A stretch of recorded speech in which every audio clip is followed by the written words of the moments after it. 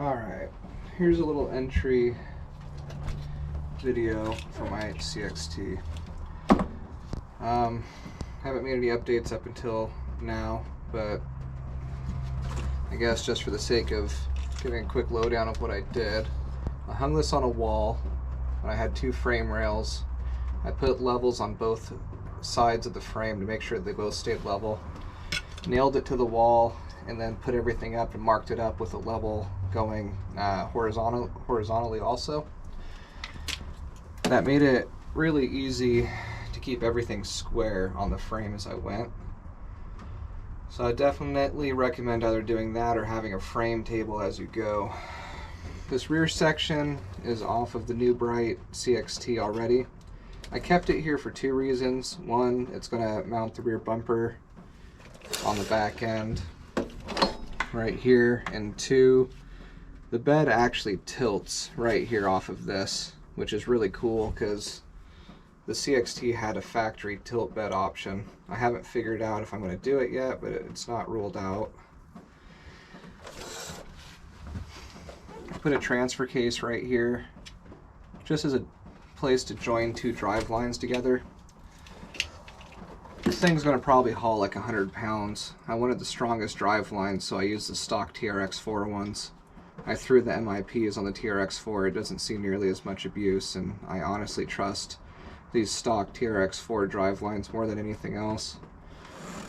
SCX 10.3 transmission and some random Amazon front drive line, nothing worth naming.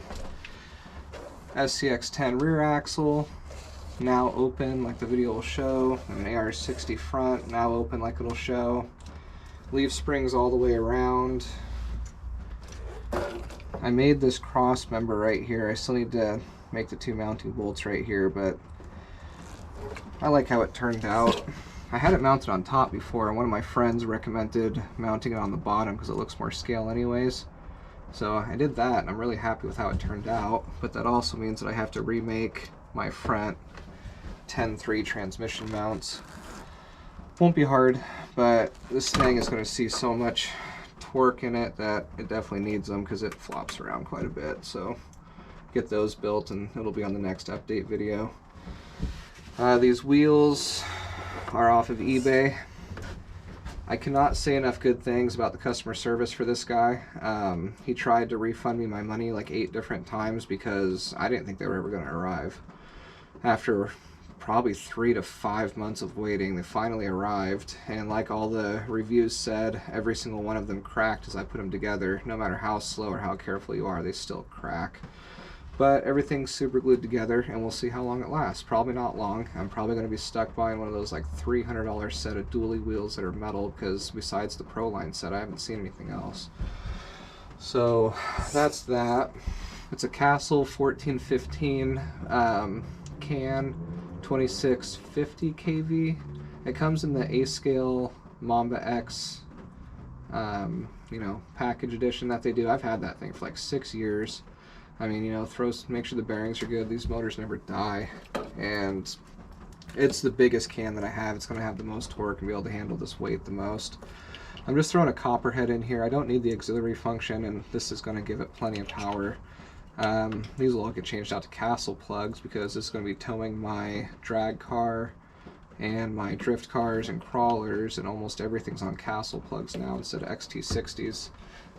I haven't made a mount for the ESC and receiver yet. I actually just got everything driving, I think, yesterday. I cut up a 10.3 floorboard and just drilled some holes here and mounted it. I use Emax servos for these. They bolt right in. They're super easy to use. I don't know if I'm going to hook up... The dig would give me a nice cheater turn function, and the 2-speed is pretty much 100% worthless on these.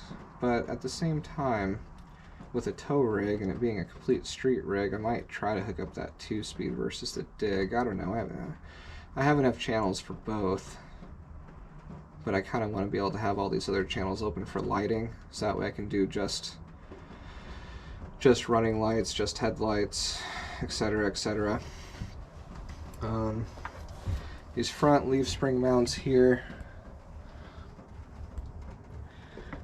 it was very simple to make those. I just put them in a hole, or put them in a vise, bent them, drilled and tapped the holes.